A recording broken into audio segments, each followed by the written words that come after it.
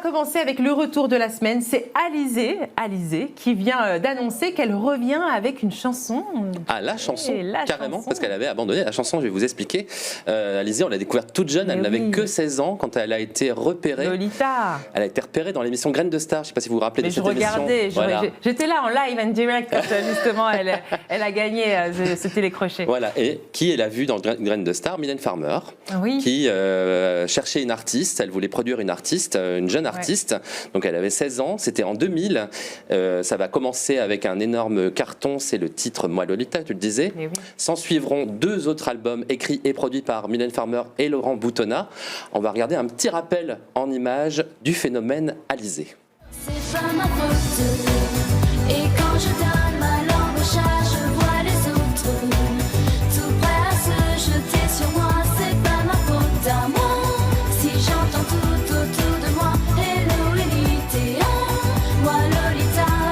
Alors dis arrêtez de me dire que le vent a tourné, c'est pas vrai, s'il te plaît arrêtez de me dire que l'adolescence c'est, on ne sait pas comment. J'aime pas l'attitude, j'aime pas quand ça dure, j'ai pas 20 ans. J'ai pas l'attitude, même si j'ai l'allure, j'ai pas 20 ans. Et les talons aiguilles, un talent de fille, mélodie du vent.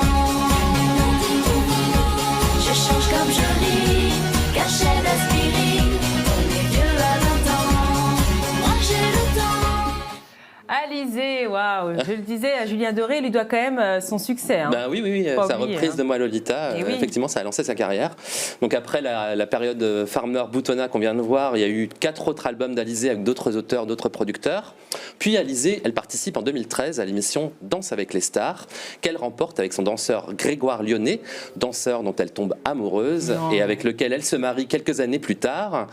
Une rencontre qui va changer sa vie parce que Alizée va mettre de côté sa carrière de chanteuse pour se consacrer à sa première passion, la danse, et ouvrir une académie de danse à Ajaccio avec son mari. Arrête, je savais pas tout ça. Ben oui, et puis finalement Alizée a annoncé son retour à la chanson en ce début d'année 2024. Elle sera en concert pour quelques dates cet été dans quelques festivals et surtout elle sera sur la scène de l'Olympia pour fêter ses 25 ans de carrière l'année prochaine. Ce sera le 7 septembre 2025, donc on a le temps mais les places sont déjà en vente. Et donc en attendant, il y a ces albums qui ont tous été réédités il y a quelques mois sous le label La Pocket Factory. Alors il y a un album particulièrement que je vous recommande qui s'appelle Une enfant du siècle, qui a un univers électro très pointu, très éloigné de ce qu'on a entendu de la période Mylène Farmer. C'est celui-là, Une enfant du siècle. Voilà, un album vraiment que je vous invite à écouter parce qu'il est vraiment très très différent de ce qu'on connaît d'Alizée, voilà. Et il y a un autre album que j'ai là qui s'appelle joli, toujours aussi le Babyface. Exactement. Que j'aime bien. Oui, on la reconnaît très très bien, elle n'a pas bougé d'une ride, hein, franchement. Ben merci en tout cas pour cette actu parce que j'aime bien Alizée quand même. Je dois le dire, voilà, ça me fait plaisir de la revoir.